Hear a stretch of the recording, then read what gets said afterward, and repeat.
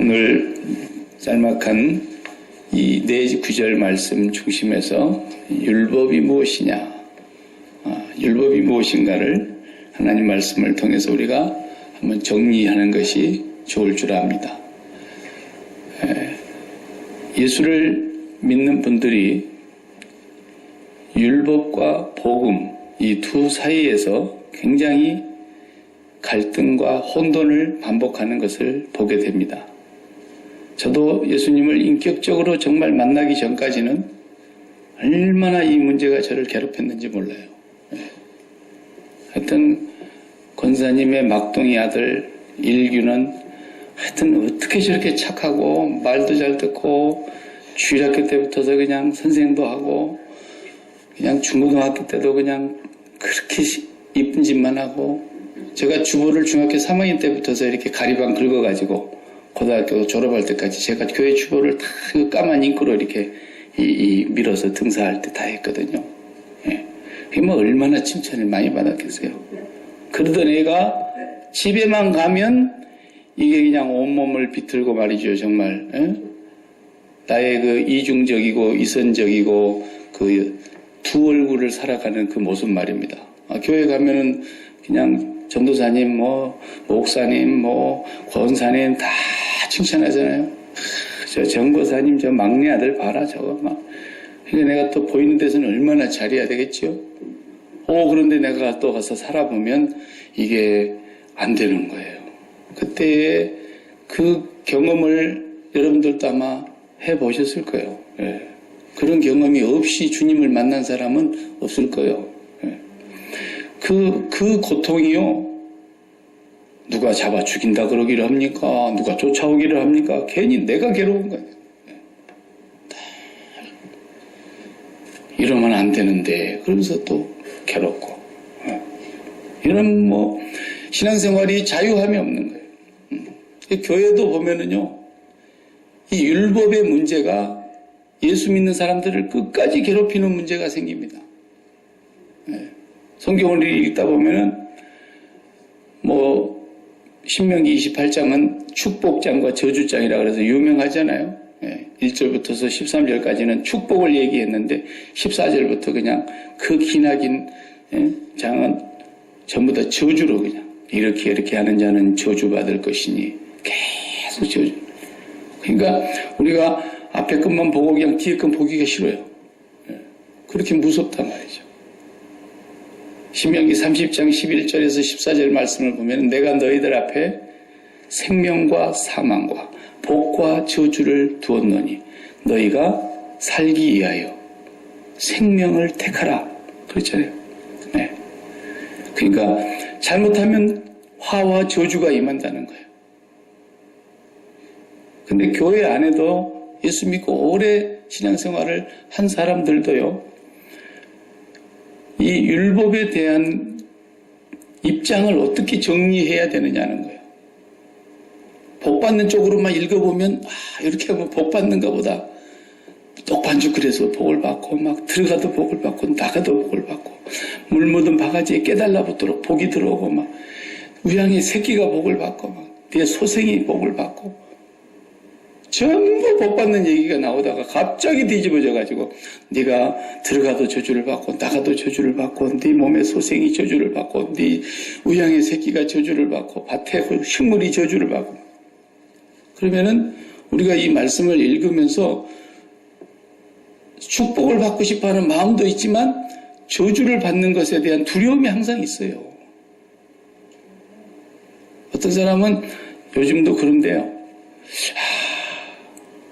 예배를 드리고 가자니 가나마 하나 될 것 같고 예배를 안 드리고 가야 가는 셈이 되는 건데 이거 예배를 빠지고 내가 가다가 내가 아무리 정신 뻗짝 차리고 운전한다 해도 어떤 놈이 잠자리에 졸음운전해갖고 나를 와서 들이받아보면 어떡하냐. 불안한 거야. 예배를 안 드리고 그러면 막 불안한 거야. 하나님이 그냥 당장에 어떻게 해버릴 것 같단 말이죠. 그런 정죄감이 들고 거기에 대한 어떤 벌 받을 것에 대한 두려움이 항상 있어요. 그게 율법이거든요. 율법이. 그 율법의 부정적인 영향이에요. 그게. 또 율법에 적극적으로 좋은 영향은 어떤 영향이 있냐. 그것도 율법주의인데 이게 좋은 게 아니에요. 이것도. 기도하면 복 받는다. 열심히 충성하면, 열심히 교회 일에 앞장서서 일하면 복 받는다. 이것도 율법주의거든요. 예. 그 사람 뭐 하려고 충성하고 있는 거예요? 복 받는다 그러니까. 복 받는다 그러니까. 그러니까 이것도 율법주의예요. 율법주의. 복음이 아니에요. 그래서 사람들이 그런데도 이 마음속에 그런 부분을 아주 시원하게 떨치질 못하고 살아요. 율법이 도대체 이게 뭐냐라는 거예요. 그래서 그 부분을 우리가 오늘 정리를, 이거 성경 공부 시간이 좀 자세히 해야 되는 부분이지만 오늘 간단하지만 이 본문에 나오고 있으니까 몇 가지만 이렇게 본문을 중심해서 정리를 해보겠어요. 19절에 율법은 무엇이냐? 이렇게 사도 바울이 질문을 던지면서 답을 말씀하셨죠. 그 뒤에 바로 뭐라 그랬어요? 범법함으로 더한 것이니라 그랬어요. 범법함으로 19절 법을 어김으로써 더하여진 것이다. 이게 무슨 말이냐? 율법이 법을 어기면서 더 우리에게 가해지는 것이라는 겁니다. 이 갈라디아서보다도 더 좀 길게 자세하게 쓴 내용이 어디라 그랬어요? 로자로 시작하는데 로마서예요. 로마서를 그냥 홍삼 엑기스로 그냥 완전히 압축을 해갖고 꽉 짠 것이 갈라디아서인데, 갈라디아서는 작죠, 내용이. 로마서는 아주 이것을 길게 자세하게 설명해놨어요. 로마서를 한번 여러분이 같이 보실까요? 잠깐 로마서 3장으로 넘어가 봐요. 로마서 3장. 읽으면 이해가 될 수 있는 그런 말씀들로 잘 설명이 되어 있어요. 로마서 3장 19절을 한번 보겠습니다. 19절. 우리가 알거니와 무릇 율법이 말하는 바는 율법 아래에 있는 자들에게 말하는 것이니 이는 모든 입을 막고 온 세상으로 하나님의 심판 아래 있게 하려 함이라. 율법이 뭘 가져왔어요? 사람들 입 딱 다물게 만들고 너희들은 이제 하나님 앞에 심판받아서 죽을 사람들이다. 심판 아래 있게 만들려고 하시는 거라는 겁니다. 심판 아래 있게 만들려고. 율법은 그럼 무슨 기능이 있는 거예요? 정죄받고 그 죄값으로 심판을 받는다는 그 기능이 있는 거예요. 율법 안에. 더 읽어봐요. 그 뒤로 20절에 그러므로 율법의 행위로 그의 앞에 의롭다 하심을 얻을 육체가 있어요, 없어요? 없나니. 율법으로는 뭐 한다고요? 죄를 깨달음이라 그랬어요. 율법으로는 죄를 깨달음이라. 그러니까 율법의 기능을 지금 설명하고 있는 겁니다. 율법은 사람을 정죄합니다. 그리고 죄를 깨닫게 해줍니다. 죄를 더 많게 해주는 거예요. 그래가지고 내가 하나님의 심판 아래 꼼짝달싹 없이 죽게 생겼구나. 이걸 보여주시게 하는 것이 율법의 기능 중에 하나다 이거예요. 근데 그렇게만 끝나고 나면 율법이 정말 무섭잖아요. 근데 하나님은 심판만 하시는 분이 아니잖아요. 하나님은 사죄하시고 용서하시고 구원하시고 생명을 주시는 분이니까. 그래서 언약의 하나님을 우리가 지난 시간에 봤는데 우리가 그 언약을 붙들어야 되는데 뭐냐면 구약의 전체가 율법이라고 그냥 한마디로 압축을 한다면 구약 전체는 오실 예수 그리스도를 증거하고 있는 책이란 말이죠. 예수님에 대한 얘기를. 요한복음 5장 39절에 분명히 예수님이 뭐라 그러셨어요? 너희가 성경에서 영생을 얻는 줄을 생각하고 날마다 성경을 상고한다마는 그 성경이 누구에 대하여? 나에 대하여 증거하는 것이라 그랬다. 그때 예수님이 그 말씀하실 때는 신약이 없었어요. 구약밖에 없었어요. 그 구약 전체의 39권 오늘날 우리가 가지고 있는 이 책이 너희가 이 성경을 날마다 상고하면서 영생을 얻는 줄 알고 이 책을 부지런히 상고하고 읽고 외우고 묵상하고 그런다마는 이 성경이 뭔 얘기하고 있는지 아니? 나를 증거하고 있는 거야. 율법이라고 하는 그것을 예수님 때문에 주신 거예요, 지금. 예수님 때문에. 심판하려고 하시는 것만이 아니라 하나님은 우리를 심판 안에 가두어 놓고 너희들은 이제 죄로 말미암아 죽었어. 하나님의 심판밖에는 받을 일이 없어. 그 가운데 가두어 두었고 그 심판 아래 두어서 우리로 하여금 하나님께서 그 창세전에 택한 백성들을 구원하시고 용서하시고 생명을 주시는 언약의 하나님인 것을 계시하려고 율법을 주셨다는 거예요. 율법을 우리 보고 지키라고 준 게 아니에요, 사실은. 그런데 끝까지 지키게 보겠다고, 우리 지킬 수 있다고 끝까지 우긴 사람들이 누구예요? 바리새인들이에요. 그래서 그 사람들은 당을 공화당, 민주당 그러듯이 바리새당을 만든 거예요. 그래서 바리새당은 어떤 당입니까? 파리사이오스. 우리는 특별히 아주 탁월하게 잘난 사람들만 모인 당이다. 그런 뜻이에요. 그러니까 우리는 율법을 하나도 어김이 없이 다 지켰다. 바울 사도도 예수 믿기 전에 그랬잖아요. 내가 율법으로는 흠이 없는 사람입니다. 율법 다 지킨 사람입니다. 그랬잖아요. 그런데 예수님은 그런 사람들 보고 특별히 뭐라고 불렀어요? 예수님? 독사의 자식들 같으라고 그랬어요. 이 마귀 새끼들이라는 거예요, 이게. 아니, 여러분, 말이 됩니까? 율법을 철저하게 지키는데, 안 지키는 사람들 보고, 못 지키는 사람들 보고, 저 마귀 자식들 봐라, 이래야 되는데, 율법을 철저하게 지키고 있는 이 사람들을 보고, 사단의 자식, 거짓의 아비의 후손들, 독사의 자식들, 이렇게 주님이 직설적으로 말씀하셨어요. 그러니까, 우리가 분명히 알아야 될 것은 바리새인들처럼 그렇게 율법을 철저하게 토시 하나도 틀리지 않고 지키라고 주신 것이 아니란 말이에요. 오해했어요. 사도 바울도 예수 믿기 전에 오해했어요. 유대인들이. 율법은 언약의 하나님을 계시하려고 주신 거예요.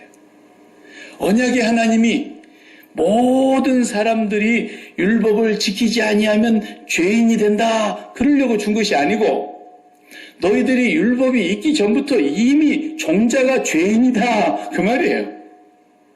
우리는 죄의 장아찌라 그랬잖아요. 제가 만든 말인데 성경에는 없어도 우리가 그냥 된장에 묻어놓고 고추장에 박아놓은 고추나 오이나 이런 깻잎처럼 장아찌라고 장아찌. 꽉 짜면 죄밖에 안 나오는 거예요.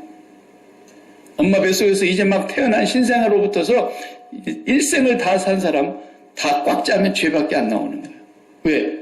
죄로 말미암아 잉태되었고 죄 가운데 태어났고 죄인의 자손이기 때문에 한 사람으로 말미암아 죄가 세상에 들어왔단 말이에요. 그래서 너희들은 율법을 내가 준 것은 그걸 지키라고 준 게 아니라 너희들이 봐라. 율법이 있기 전부터 본래 아담이 범죄한 이후에 너희들은 죄인이었다. 그런데 죄가 죄인 줄도 모르고 살고 있지 않니? 그러니 내가 이 율법을 줄 테니 너희가 얼마나 죄인인가를 보라는 거예요. 그리고 너희들은 이 죄의 값으로 인해서 결국 하나님의 심판과 저주가 합당한 자들이라는 것을 깨달으라는 거예요. 그러면서 그 하나님 앞에 우리가 가까이 나아가서 그 하나님을 붙잡고 살려주세요 해야 되잖아요. 살려주세요. 죽게 생겼는데 살려주세요 해야지. 죽이려면 죽이고 알아서 하세요. 그건 죽어 합당하죠. 하나님, 내가 죽어 마땅한 자이지만 하나님은 인자와 공의를 천대까지 베푸시는 분인 줄로 제가 믿습니다. 저를 불쌍히 여겨 주시옵소서 하고 그 하나님의 품 안을 떠나지 못하게 하기 위해서 주신 거란 말이에요. 그러니까 여러분 너무 율법에 매여 가지고 내가 이렇게 하면 저주를 받을 거 아닌가? 하나님 앞에 심판을 받을 게 아닌가? 하나님께 큰 벌 받지 않을까? 이런 두려움으로 떨리는 마음으로 이렇게 예수를 믿는 것은 하나님의 뜻이 아니에요. 왜? 우리는 예수님이 이미 오셨고 언약을 이루셨고 언약이 완성자이시고 우리에게 임할 모든 저주와 모든 죄값과 모든 심판을 다 속량하셔서 담당하시고 너희들에게 다 이루었다고 선포하고 가셨잖아요. 그 예수 그리스도를 우리가 구주로 믿고 그분 안에 거하고 있으면은 우리는 두려워서 하나님 섬기고 벌 받을까 봐서 하나님 섬기고 이거 안 하면 하나님 줬던 축복도 가져가 버릴까 봐서 어쩔 수 없이 하나님 섬기고 이건 율법주의예요. 그건 예수 믿는 게 아니에요. 그건 마귀가 굉장히 좋아하는 사람이에요. 교회 다니면서 그렇게 예수 믿는 사람들이 덜어 있는 게 아니라 아주 많이 있어요. 참 심각한 문제죠. 그래서 율법의 그 기능을 우리는 정죄하고 죽이고 심판하고 망하고 저주가 임하고 그런 쪽으로만 보면 안 되고 이 율법은 정말 긍휼과 사랑이 무궁하신 아버지께서 당신의 언약하신 것을 반드시 이루시는 신실하신 하나님, 언약의 하나님, 약속의 하나님이라는 것을 율법을 통해서 예수 그리스도를 보여주시고 예수 그리스도를 보내셔서 그걸 완성하시는 그런 하나님을 큰 그림으로 봐야 되는 거예요. 율법은 아주 그 부분에 작은 하나님의 하나의 계획이었어요. 하나님의 계획.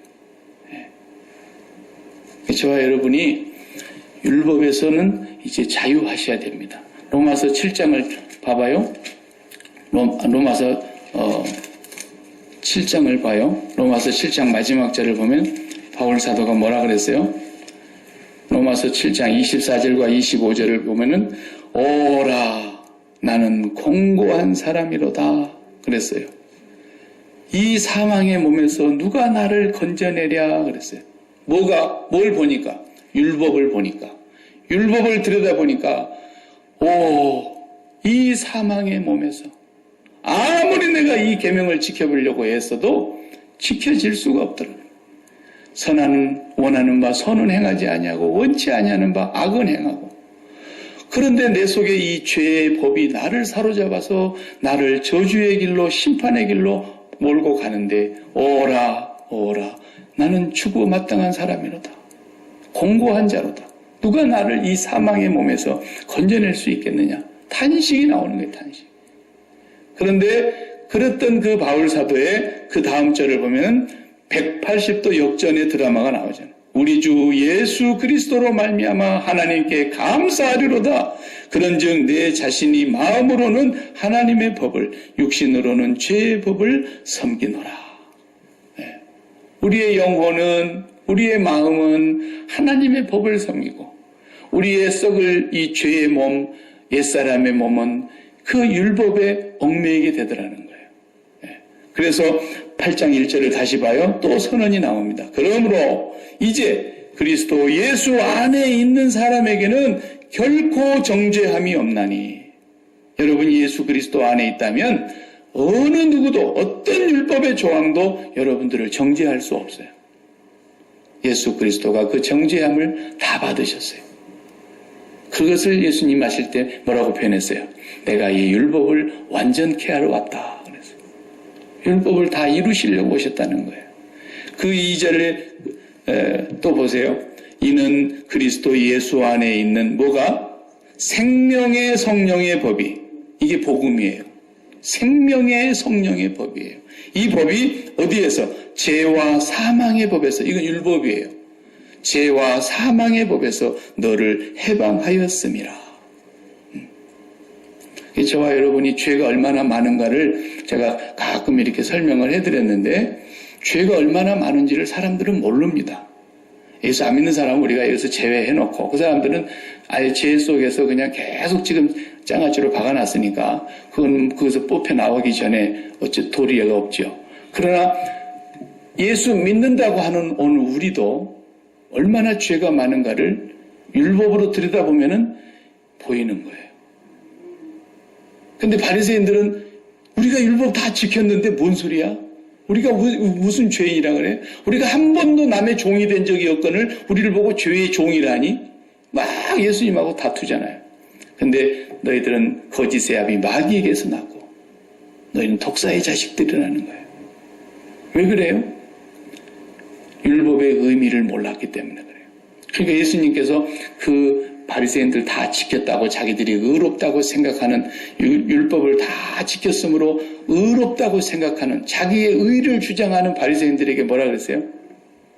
너희들이 지키는 그 율법을 주신 모세의 계명에 보면 살인하지 말라 하였거니와 옛사람 모세는 그렇게 계명을 받아서 너희에게 줬지? 그러나 나는 너희에게 말한다. 그분이 율법의 완성자이신 주인이 오셔서 뭐라 그래요? 나는 너희에게 말한다. 형제를 보고 미워하는 자는 이미 살인하였느니라 그랬어요. 그 앞에 전부 살인자예요. 여러분 다 지금 살인자예요. 살인자. 나 빼놓고? 아니요. 나도 무진장이 많이 죽였어요. 엄청나게 사람 죽인 거예요. 하나님의 법정 앞에서 하나님이 그걸 물으시겠다는 거예요. 그런데도 네가 의인이라 그래? 이렇게까지 일러줘도 못 알아듣는 거예요. 바리새인들은. 그 바리새인들이 끝까지 우리는 간음 안 했어. 그래? 옛사람 모세의 계명에 간음하지 말라 하였다는 말을 너희가 들었지만 나는 너희에게 말한다. 여자를 보고 마음에 음욕을 품었으면 이미 간음하였느니라 그랬어요. 간음하였느니라. 그런데도 그 사람들은 죄를 못 깨닫는 거예요. 형제를 보고 나가라. 이 미련한 놈이라. 이 말만 하는 자들은 뭐라 했어요? 지옥불에 들어가게 되고 그랬잖아요. 그 말 한마디 죄를 지은 사람도 지옥불에 들어간다고 예수님 그러시잖아요. 그런데 너희들이 죄가 없다고? 바리새인들은 끝까지 못 깨닫는 거예요. 여러분 눈이 열리질 않으면 율법의 조항을 한 계명도 어김없이 다 지킨 사람인데 독사의 자식이라니까요. 지옥 가는 거예요. 멸망의 자식이에요. 네. 더 무서운 죄를 한번 얘기해 볼까요? 더 무서운 죄가 뭐예요? 우리는 지금 에덴 밖에 있는 사람들입니다. 아직은 에덴 안으로 완벽하게 들어가지를 못했어요. 그러나 그리스도 안으로 들어오면서 이제 에덴의 삶을 우리가 이 세상에서 그림자 같은 것이지만 천국에 비해서는 그림자 같은 삶이지만 에덴의 삶을 지금 우리가 조금씩 맛보고 가고 있는 거예요. 본래 하나님이 인류를 쫓아냈을 때 아담과 하와를 내쫓았을 때 우리 인간은 에덴을 잃어버린 거예요. 에덴이라는 말이 기쁨의 동상이라는 기쁨. 그래서 사람이 기쁨이 있다는 거예요. 오늘 우리 집에 정말 너무너무 큰 잔치를 벌렸는데 오십시오. 이렇게 초청을 하니까 아니 나는 지금 안 가도 기뻐. 왜? 소를 샀거든. 근데 내가 지금 가서 밭을 쟁기질 해봐야 돼. 안 오는 거예요. 우리 주인님이 큰 잔치를 벌려놓고 오시라면 아니 나는 벌써 기뻐. 장가 갔거든. 다 세상 사람들이 다른 기쁨을 만들려고 하고 있는 거예요. 기쁨이 없는데. 왜 그래요? 마음은 이 공심입니다. 공심. 빌공자의 마음심자. 텅 빈 거예요. 이게 꽉 채워지면 사람이 만족하게 되어 있어요. 그 만족하면 기쁨이 오는 거예요. 행복감을 느끼는 거예요. 근데 그 꽉 채우려고 하는 것이 뭐예요? 전부. 구름 아래에 있는 땅의 것들 아닙니까? 그걸로 가지고 하나님 비워버린 자리를 그걸로 막 채워보려고 가득가득 채우는 거예요. 자식 출세시켜서 성공해갖고 한번 채워보려고 그러고. 그래가지고 그거 뭐 자식 출세시켜도 아무것도 아니에요, 그거. 결국은 또 아들놈 같으면 여우 하나 물고 가면 끝나는 거예요, 그냥. 아무것도 아니에요. 그런데 언제 한번 기펴려고 그래요? 신호 앞에서 폼 한번 잡고, 그 다음에 동창들 앞에서, 가오 한번 잡다 그러죠, 애들 말로. 자랑 한번 하려고. 그 기쁜 거예요, 그 순간, 잠깐. 예. 요즘은 대학 나와도 안 기뻐요. 직장이 해결이 안 돼. 괜히 대학교 갔어. 왜? 그 정도 안 나가도, 그 정도 안 하고도 기술만 잘 배웠으면 그냥 살만한데, 예. 대한민국이 지금 그렇지 않습니까? 예. 내가 대학 나왔는데 저런 일 하게 생겼어. 그러니까 외국인 노동자들이 와서 다 차지하고 자기들은 그런 일을 안 하겠다는 거예요. 인구는 많고 일자리는 적고. 그게 대통령 잘못입니까? 왜 대통령을 막 물고 늘어지고 그래요? 이게 뭐 어디서부터 문제가 해결될 기미가 안 보이잖아요. 사람이 마음속에 뭘 기쁨을 채워보려고 난리를 쓰는 거예요. 그게 전부가 죄악입니다. 그게 저주받을 마귀 자식들이 하는 죄악이란 말이에요. 이 마음은 하나님 맞춤 서비스로 지어진 거기 때문에 하나님이 우리의 마음에 들어오기 전에는 절대로 안 채워지게 돼 있어요. 하나님만 모시게 되어 있는 이 마음을 우리가 하나님을 잃어버리고 하나님 거역하고 불순종하고 에덴에서 쫓겨나서 기쁨이 없으니까 이 텅 빈 가슴을 혼돈과 공허와 흑암 속에서 방황하다가 뭐 하나를 가졌다 그러면 만족스러운 것 같지만 또 조금 있으면 공허해요.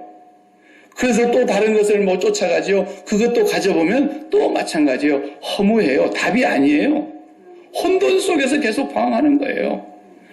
그것이 얼마나 죄악이란 걸 알아야 되는데 그것을 세상 사람들이 다 그렇게 살고 우리도 그렇게 살다가 교회에 들어왔기 때문에 그게 죄인지 아닌지도 모르고 사는 거예요.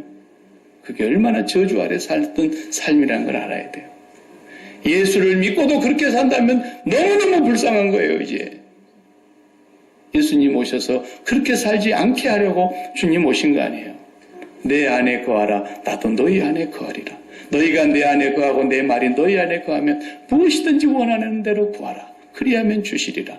가지가 포도나무를 떠나서는 저절로 과실을 맺을 수 없나니 너희가 나를 떠나서는 아무것도 할 수 없다. 바로 그 예수 그리스도를 우리 마음속에 모시는 자만이 그분에게 우리의 심장을 100% 다 드리는 자만이 진정한 기쁨과 세상이 빼앗을 수도 없고 알 수도 없는 평강을 주신다는 거 아닙니까? 주님이 그 언약 하신 거죠. 네. 그걸 주시기 위해서 너희가 지금 살아가고 있는 삶을 율법으로 들여다봐라. 너희가 마음을 다하고 힘을 다하고 목숨을 다하고 뜻을 다하여 여호와 하나님을 경외하면 천대까지 복을 주리라 그랬는데 아무리 해봐도 안 돼. 왜 안 되는지 아시죠? 사랑하지 않으니까 안 되는 거예요. 사람은 사랑하면 반드시 되게 돼 있습니다. 하나님은 사람을 그렇게 창조하셨어요. 사랑하면 되게 돼 있어요. 그래서 그리스도의 사랑이 우리를 강권하시는도다 그랬어요. 사랑하기 때문에 모든 게 가능한 거예요. 죽으라고 아침에 일어나지도 않고 어쩌다가 야 교회에서 특별 새벽기도 한단다. 야 한 번만 일어나서 가자. 죽어도 안 가. 그런데 사랑하는 애인이 하나 생겨봐요. 새벽 3시에 만나자는데도 2시부터 일어나고 머리 바르고 막 요러. 누가 하라 그랬어요? 사랑하면 다 돼요. 하나님을 사랑하는 마음이 없기 때문에 하나님을 절대로 마음에 담을 수가 없는 거예요. 돈을 너무너무 사랑한다 그랬어요. 마지막 때가 되면 돈을 너무너무 사랑하기 때문에 어때요? 생면부지의 사람이 돈보따리 싸갖고 와서 이것 좀 해주시오. 그럼 해줘버리잖아요. 뇌물 받고. 얼마나 돈을 사랑하면 그러겠어요. 생명부지의 사람이 왔는데도 그 말 한마디에 해줍니까? 안 해주죠. 돈보따리 갖다 주니까 해주잖아요. 그렇게 돈을 사랑해요, 사람들이. 예. 그러나 그 돈 대신에 그 자리에 하나님이 들어 계셔봐요. 하나님이 자리 잡아봐요. 절대로 이건 어려운 게 아니에요. 그러니까 모세가 복음을 얘기했어요. 신명기 30장을 봐봐요. 모세가 구약이 다 율법인 것 같지만요. 전부 예수님 얘기예요. 예수님에 대한 얘기예요. 신명기 30장 11절을 보면요.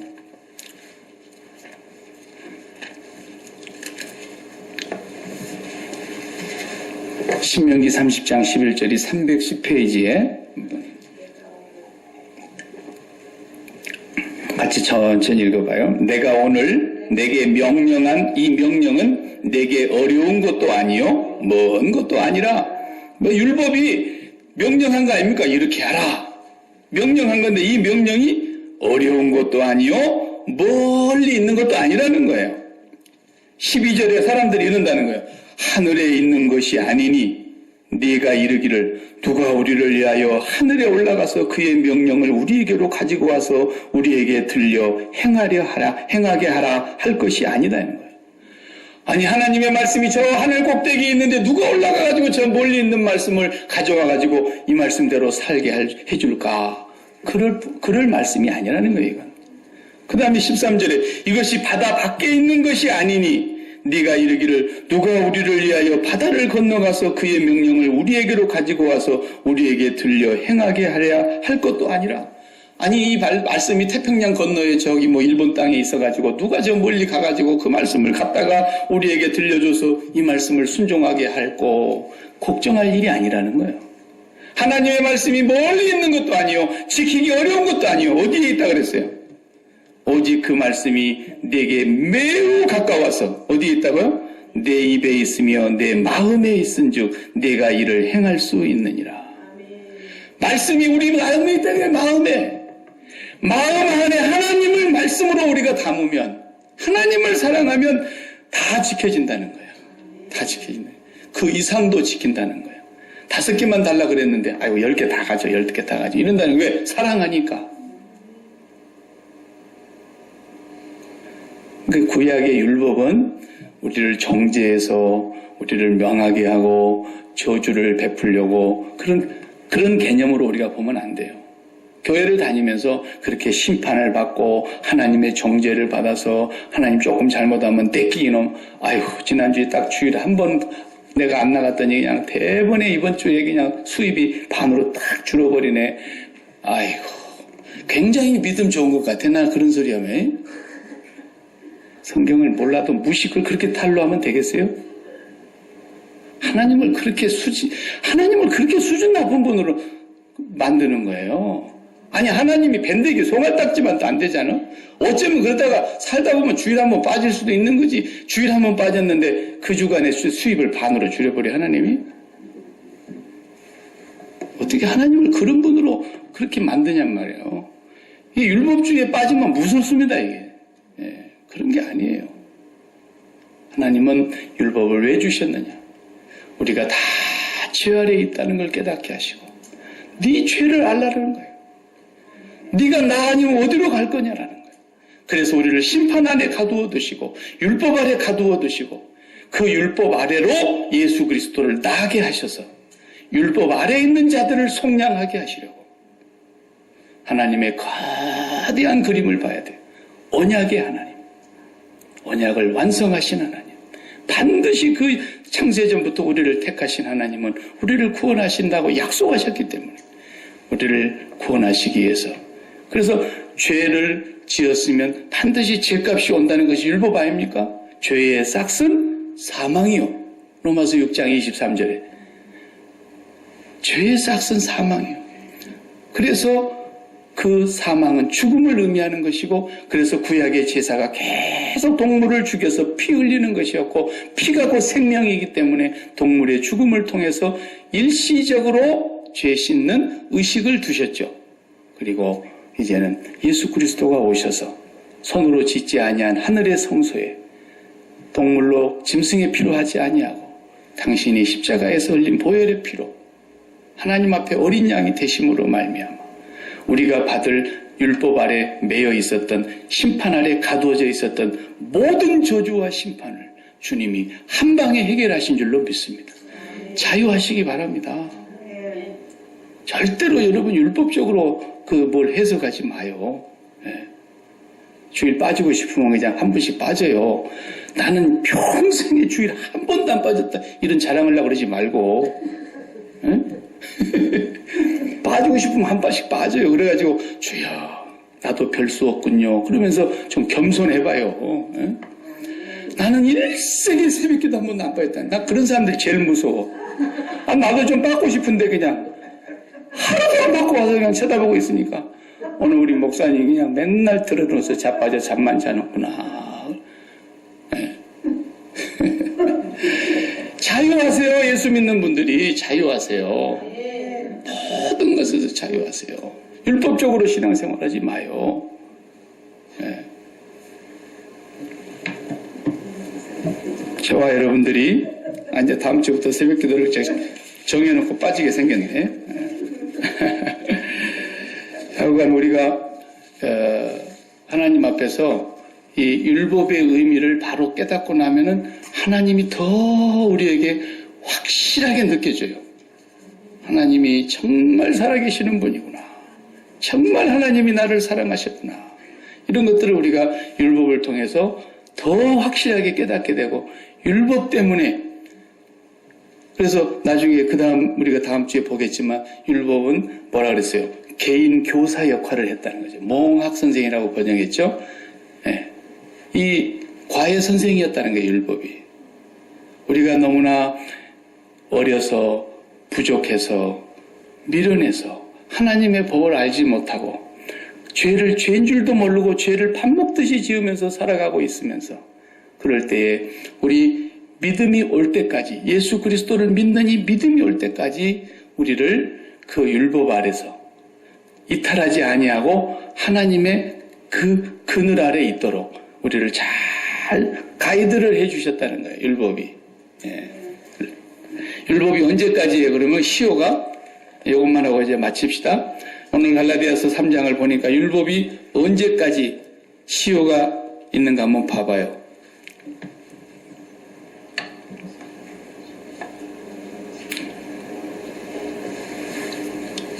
19절에 그랬죠?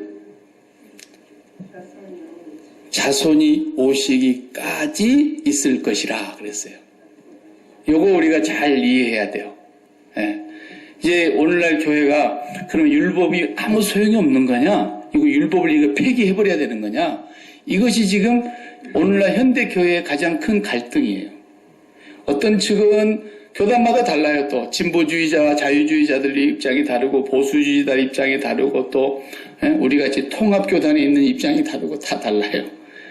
율법을 자유주의자들이나 진보주의자들은 없애버려야 된다, 폐기론을 주장하죠. 율법은 이제 끝났어. 그렇게 가니까 어디로 갑니까? 구원파가 나오고 오늘날 같은 저 신천지가 나오는 거예요. 예, 신천지나 이런 사람들, 그 다음에 여기서 보면 안식교나 여호와 증인들이 다 율법을 철저하게 지키자는 사람들이죠, 이 사람들은. 그죠? 그러니까 진보주의자는 없애버리자, 폐기를 주장하고 있고, 여호와 증인이나 안식교나 이런 사람들은 한 글자도 빠짐없이 지켜야 된다 그러니까 토요일날 예배 드리잖아요. 어떻게 맞아요? 어떻게 해야 되는 거예요? 둘 다 틀렸어요. 둘 다 틀렸어요.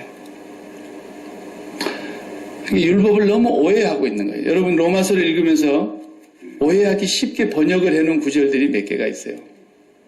네. 로마서를 번역할 때 저도 원어를 잘 아는 사람이 아니지만 좀 잘 안다는 사람한테 맡겨놨더니 번역을 엉터리같이 번역을 하고 그래가지고 율법을 없애버려야 되느냐, 아니면 율법을 우리가 지키고 가야 되느냐, 여러분 어떻게 생각하십니까? 로마서 3장 31절을 한번 보세요.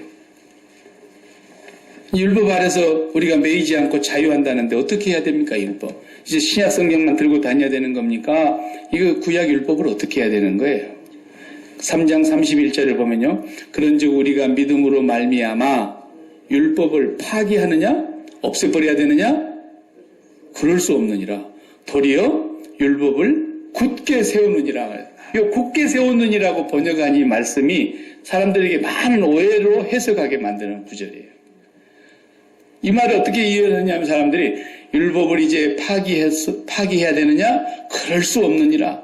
굳게 세워야 된다 그러니까 더 철저히 지켜야 된다. 이렇게 해석을 해버린다니까. 네.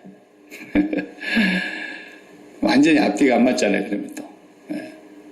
이 율법을 굳게 세운다는 말은 무슨 뜻이냐면 잘 들으세요.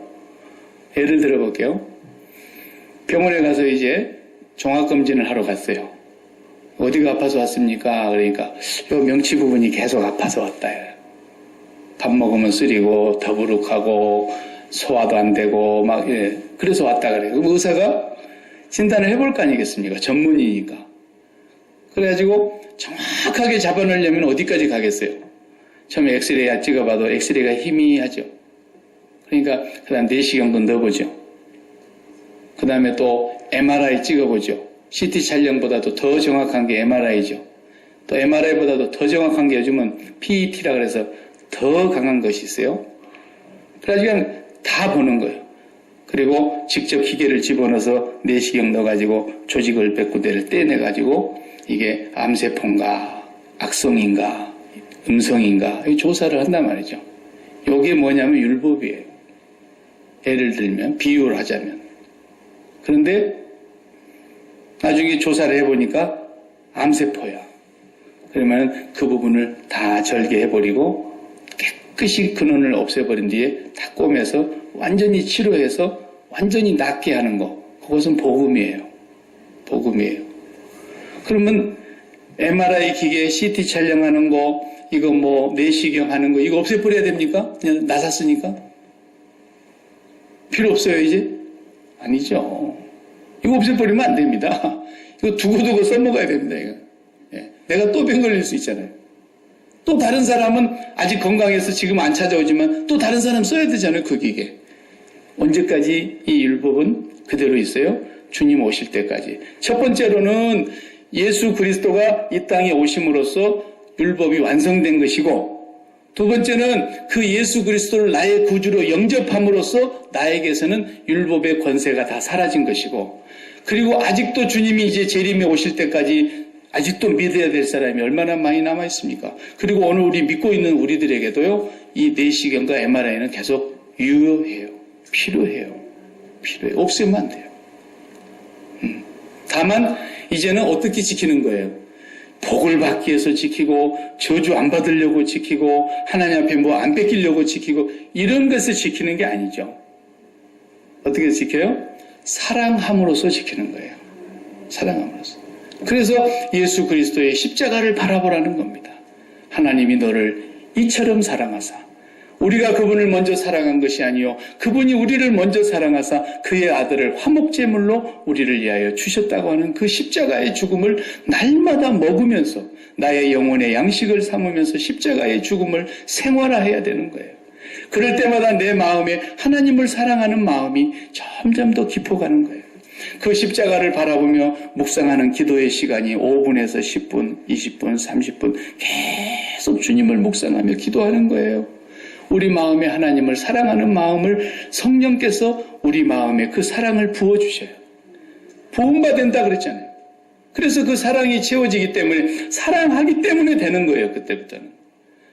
처음에는 내가 이 사람을 사장님으로 만나갖고 사장님 밑에서 봉급 받으려고 열심히 일했고 봉급 받으려고 출퇴근 시간 잘 지켰고 봉급 받으려고 열심히 나가 일을 했는데 둘이 눈이 맞아갖고 결혼을 해버렸어요. 그러면은 그때부터 저는 봉급 받으려고 빨래해주고 봉급 받으려고 아침밥상 차려주고 그런 게 아니잖아요. 사랑하기 때문에 돈 받을 때보다도 더 잘해요. 그게 뭐 때문에 그래요? 생명의 성령의 법이 내 안에 들어와서 그 말씀이 멀리 있는 말씀이 아니라 사랑하는 그분의 말씀이 내 안에 들어와 있기 때문에 사랑하면 부부간에도 다 들어주잖아요. 미우면 밥도 해주기 싫을 때가 틀림없어. 예. 지는 손이 없어 발이 없어 해서 처먹어. 속으로는 그럴 거예요. 안 들어도. 예. 예. 미우면 하나도 그 말이 안 들려. 그러나 사랑하면 더 잘해주게 돼 있는 거죠. 그래서 우리는 예수 그리스도의 그 십자가의 구속의 사랑 앞에 그 사랑이 날마다 우리 마음에 물붓듯이 부음받아요. 그 사랑이 우리를 강권하도록 성령이 도우시는 거예요. 그러니까 기도를 안 하면 그런 체험을 못 해요. 그래서 기도하라 그런 거예요. 기도는 공을 들이는 것이 아니고 교제하는 거예요. 만남이에요. 만남. 계속 주님의 십자가를 묵상하며 하나님을 만나는 시간이 길어지면 길어진 만큼 그분과의 사랑이 깊어지는 거예요. 그러면 내가 율법을 지키려고 노력 안 해도 저절로 되는 거예요. 그래서 우리는 더 이상 율법의 저주에서 해방을 받은 거죠. 율법의 심판에서도 자유함을 얻는 거예요. 더 이상 율법이라는 남편이 우리를 괴롭히지 못해요. 왜? 너무너무 좋은 신랑 예수 그리스도를 만났기 때문에. 이것이 율법의 기능입니다. 저와 여러분이 이제 율법에 매이는 생활은 절대 하시면 안 돼요. 주님을 더 간절히 바라보며 기도하며 주님의 십자가의 그 사랑을 묵상하며 그렇게 할 때에 율법은 우리에게서 구속함이 싹 떠나가게 되는 겁니다. 그렇지 않으면 계속 율법이 나를 괴롭힙니다. 여러분 조심하셔야 됩니다. 네, 기도하십시다. 하나님 아버지 감사합니다. 오늘도 우리를 죄와 사망의 법인 율법의 권세와 굴레에서 누가 의롭다 할 수 있으며 누가 하나님 앞에 설 수 있겠습니까? 그럼에도 불구하고 주께서 오셔서 그 율법의 저주를 다 담당하시고 율법 아래에 있는 우리를 속량하사 하나님의 거룩한 백성을 삼으시고 창세전에 우리를 선택하사 그리스도 예수 안에서 하나님의 자녀가 되는 이 언약을 이루신 하나님의 놀라운 역사를 이 율법의 기능을 통해서 다시 한번 보게 하여 주심을 감사합니다. 주님의 이 깊고 크고 놀라우신 넓은 사랑을 날마다 우리 마음 가운데 성령님 오셔서 물붓듯이 부음받게 하시고 그 사랑의 깊이를, 그 사랑의 높이를, 길이를, 넓이를 깨달아 알게 하여 주시어서 그 사랑 가운데 강건함을 당하며 그 사랑에 붙들림바 되며 그 사랑으로 말미암아 우리가 주님을 기쁨으로 섬길 수 있게 하여 주시옵시고 율법과 죄와 사망의 법에서 해방을 받는 저희들의 삶이 되게 하여 주옵소서.